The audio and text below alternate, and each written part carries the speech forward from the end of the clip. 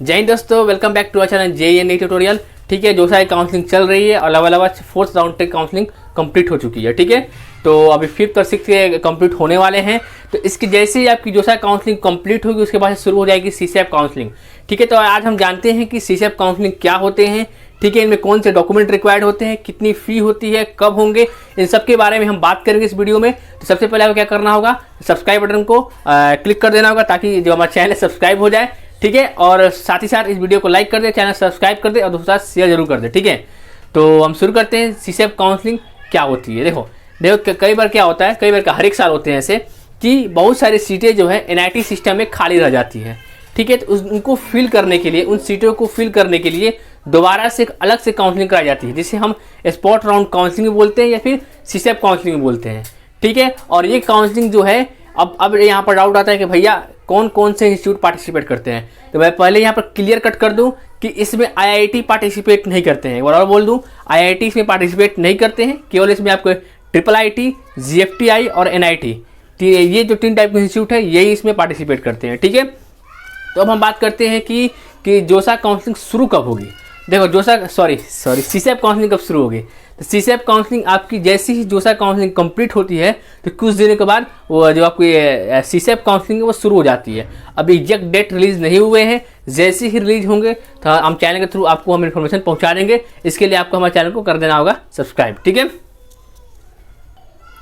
है, तो अब हम एक नया टेक्निक लाए हैं कि जो भी अब हम वीडियो बनाएंगे हम क्वेश्चन के थ्रू, मतलब मान लेते हैं कि हमारे सामने जो भैया खड़े हैं वो एक स्टूडेंट है, वो स्टूडेंट की तरह तुमसे क्वेश्चन पूछेंगे।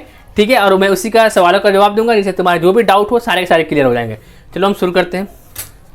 आप लोग जैसे भैया बता दिया अपने कि CSAP क्या होता है। ठीक है, और कौन कौन से इंस्टीट्यूट पार्टिसिपेट करते हैं। तो भैया मैं पूछना चाहूँगा इसकी एलिजिबिलिटी क्या होगी, मतलब कौन कौन से ऐसे स्टूडेंट हैं जो पार्टिसिपेट इसमें कर सकते हैं। देखो, इसमें एलिजिबिलिटी की बात करूँ तो एलिजिबिलिटी सारे स्टूडेंट पार्टिसिपेट कर सकते हैं जिन्होंने JEE मेंस की जो क्वालिफाइंग मार्क्स है वो कट ऑफ को क्लियर किए हुए हैं। ठीक है, भले कॉलेज मिले ना मिले वो अलग की बात है, बाकी जिन्होंने भी कट ऑफ क्लियर किया है वो पार्टिसिपेट कर सकते हैं, इसमें कोई रोक टोक नहीं है।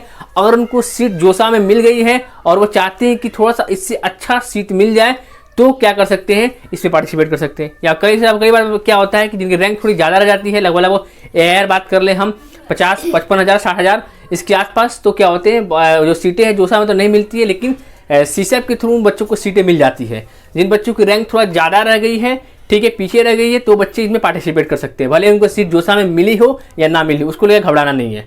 फिर यही से एक और डाउट आता है कि भैया मान लेते हैं कि मैंने जोसा में मेरे को सीट अलॉट हो गई और मैंने सोचा कि इससे कुछ बढ़िया मिला तो मैंने CSAP में पार्टिसिपेट कर लिया।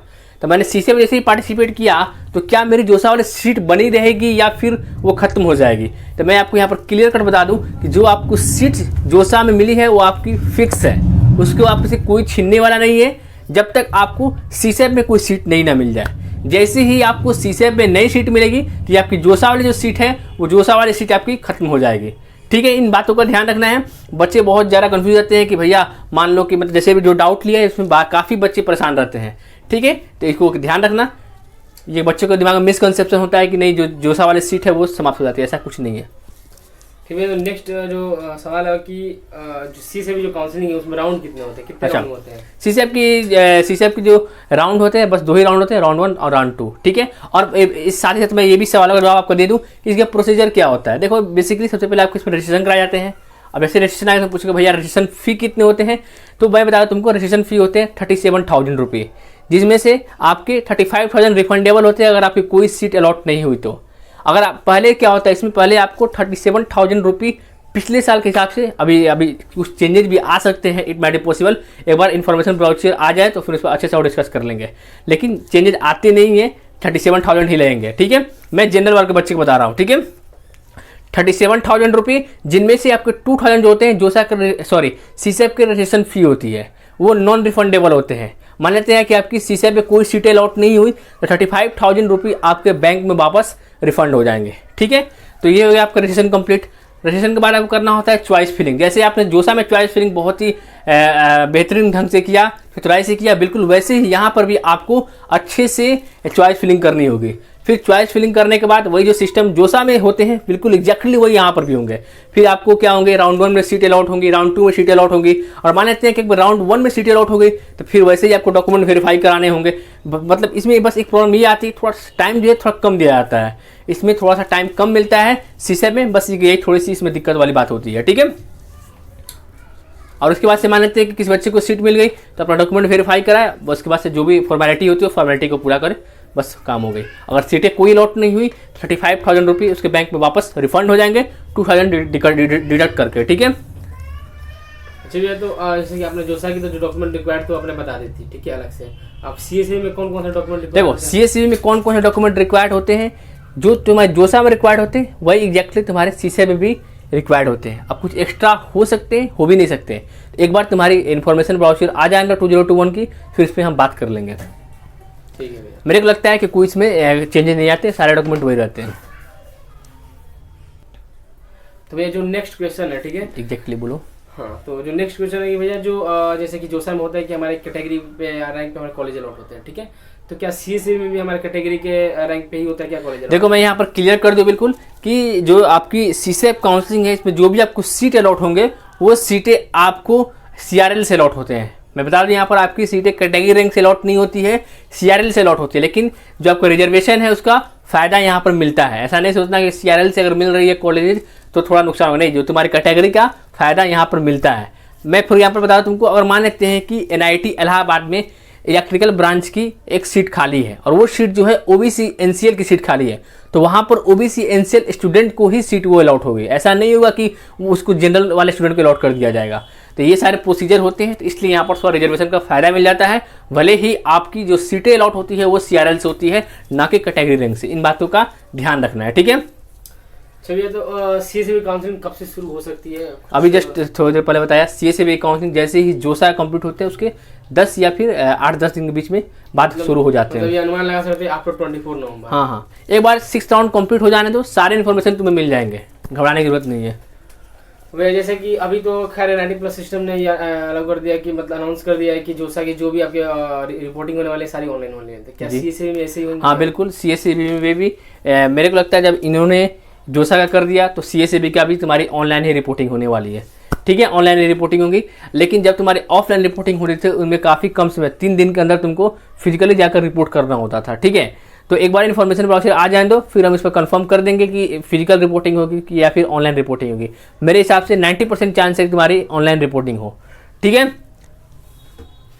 ठीक है, तो हमने डाउट के थ्रू जो भी सीसेप के बारे में होती जानकारी वो थोड़ा कलेक्ट किया, आप लोगों से शेयर किया, ठीक है। तो आगे बढ़ते हैं, देखते हैं कि और कुछ कॉमन डाउट। फॉर एग्जांपल जैसे बच्चे पूछ रहे हैं कि बार बार कि भैया मान लेते हैं मैंने पार्सल जो फी पेमेंट है उससे कर दिया, क्या उसके बाद फिर से मैं सीसे में पार्टिसिपेट कर सकता हूँ क्या? इसका आंसर है यस, तुम कर सकते हो, ठीक है। और बच्चे ये भी पूछ रहे हैं, मान लेते हैं भैया कि मेरे को अगर सीसे में पार्टिसिपेट ही करना है तो मैं क्यों पार्सल फी पेमेंट करूँ, उसको मैं बाद में कर दूंगा। तो ऐसा अगर तुम करोगे तुम्हारी भयानक गलती हो जाएगी। उससे क्या होगा, जो तुम्हारे जोसा में सीट अलॉट हुई है, जो तुम्हारी सीट जोसा में अलॉट हुई है वो कैंसिल हो जाएगी।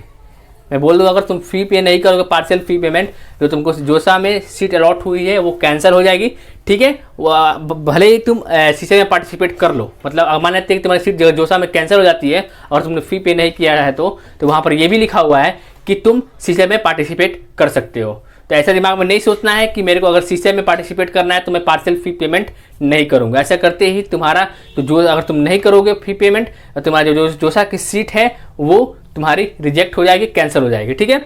और बच्चे ये भी पूछ रहे हैं कि भैया कि मान लेते हैं मैंने कि ऑलरेडी आईआईटी में एडमिशन ले चुका हूँ, क्या मैं फिर सीसे में पार्टिसिपेट कर सकता हूँ कुछ अच्छे एनआईटी लेने के लिए?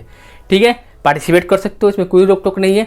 तुमको सीट मिले या ना मिले तुम्हारी आईआईटी वाली सीट बनी रहेगी, ठीक है। मैं यहाँ क्लियर कर दूँ, एनआईटी में क्या होता है कि अगर तुमको सीसे में सीट मिल गई तो जो तुम्हारी पुरानी सीट है वो खत्म हो जाती है। लेकिन आईआईटी में अगर पढ़ रहे हो, तुम्हारा आईआईटी में एडमिशन हुआ है, ठीक है, और फिर तुम सीसे में पार्टिसिपेट करो कुछ अच्छे एनआईटी के लिए, तो देन तुम्हारी अगर सीट मिले या ना मिले तुम्हारी आईआईटी वाली सीट बनी रहेगी, ठीक है।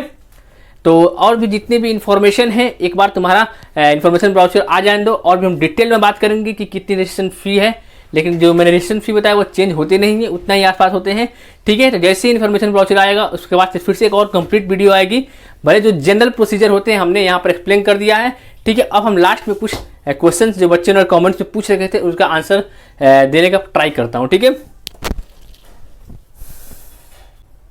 ठीक है, जैसे यहाँ पर रोमी साहब पूछ रहे हैं कि sir please explain how can we switch JoSAA to CSAB. कुछ कोई देखो, जब जैसे तुम अगर तुमको जोसा में कोई सीट अलॉट हो गए होंगे तो वहाँ पर तुमसे जब तुम ऑनलाइन रिपोर्टिंग करो तो वहाँ पूछा जाता है क्या तुम आगे सीसैब में पार्टिसिपेट करोगे कि नहीं करोगे। अगर तुम करना हो तो यस पर क्लिक कर देना, ठीक है। अदरवाइज अगर तुमको कोई सीटें अलॉट नहीं हुई है तो तुमको डायरेक्ट रजिस्ट्रेशन करना होगा, ठीक है। रजिस्ट्रेशन तो सब में करना है, लेकिन जब तुमको सीटें अलॉट नहीं तो नहीं पूछेगा कि तुमको आगे पार्टिसिपेट करना है कि नहीं करना है, डायरेक्ट तुमको रजिस्ट्रेशन करना होगा। लेकिन अगर तुमको सीट अलॉट हुई है, अगर तुम जिस इंस्टीट्यूट में जाओगे अपना मतलब जो 21 या 24 के बीच में आपके एडमिशन प्रोसेस होने वाले हैं, उसमें आपसे एक बार पूछा जाएगा कि क्या आपको सीसैब में पार्टिसिपेट करना है कि नहीं। करना हो तो यस, नहीं करना हो तो नो, ठीक है। रोमी समझा दिया। भैया can we get triple I T Sonipat in CSAB if seat left. हाँ बिल्कुल, अगर सीटें खाली रहेंगी, अगर तुम्हारी कैटेगरी की होंगी बिल्कुल तुम्हें मिल जाएंगे। कौन से पूछे थे? आयुष सिंह ने। कट कॉपी पेस्ट पूछ रहे हैं, रिफंड पॉलिसी के बारे में बता दीजिए। तो मैंने रिफंड पॉलिसी के बारे में थोड़ा शॉर्टकट में फिर से बता देता हूँ कि देखो यार, और तुम्हारे जो भी फ़ी होंगे, ठीक है। तो यहाँ पर पिछले साल के साथ मैं बात करूँ तो 35,000 रुपये थी, जिसमें से आपके 37,000 रुपये, जिनमें से 2,000 आपकी रजिस्ट्रेशन फ़ी थी, ठीक है। तो जब भी आपको मानते हैं सीटें अलॉट नहीं हुई तो 35,000 आपकी रिफंड हो जाएगी, और बाकी जो पैसे बचे वो रिफंड नहीं होंगे, नॉन रिफंडेबल होते हैं, ठीक है। तो और इसके डिटेल के बारे में हम बात करेंगे एक बार तुम्हारी इन्फॉर्मेशन ब्राउचर आ जाए। फी के बारे में बता दिया गेमर। अंजा पूछ रहे रैंक वर्सेस कॉलेज। देखो यार, रैंक वर्सेस कॉलेज के बारे में बता दूं, अगर देखो यार इस पर ज़्यादा हम बात इसलिए नहीं कर पाएंगे क्योंकि बिकॉज हमको ये नहीं मालूम है कि किस एनआईटी में कौन सी सीटें खाली रहेंगी। हो सकता है वो सीटें कहीं इस बार खाली ना हो, लेकिन मैं एक बात तुमको बोल दूँ कि काफ़ी फ़ायदा होता है। मैं एक बार बोल दूँ, अगर तुम्हारी रैंक थोड़ी पीछे रह गई, for example all India rank तुम्हारी 50,000 या फिर 60,000 के आसपास, तुमको काउंसलिंग जरूर करनी चाहिए। बिकॉज क्या होता है, कई बार जो बच्चे हैं सीटें छोड़कर आईआईटी या फिर कहीं चले जाते हैं तो सीटें खाली रह जाती है, फिर तुमको सीटें अलॉट हो जाती है, ठीक है। तो सीसैब काउंसलिंग में जरूर पार्टिसिपेट करना चाहिए। ऑलरेडी तुमको बहुत अच्छा कॉलेज मिल चुका है तो पार्टिसिपेट करने की कोई ज़रूरत नहीं है, ठीक है। लेकिन तुमको लग रहा है कि नहीं थोड़ी सी मेरे इससे बेटर मिल सकता है, then you can go through it and participate कर सकते हो।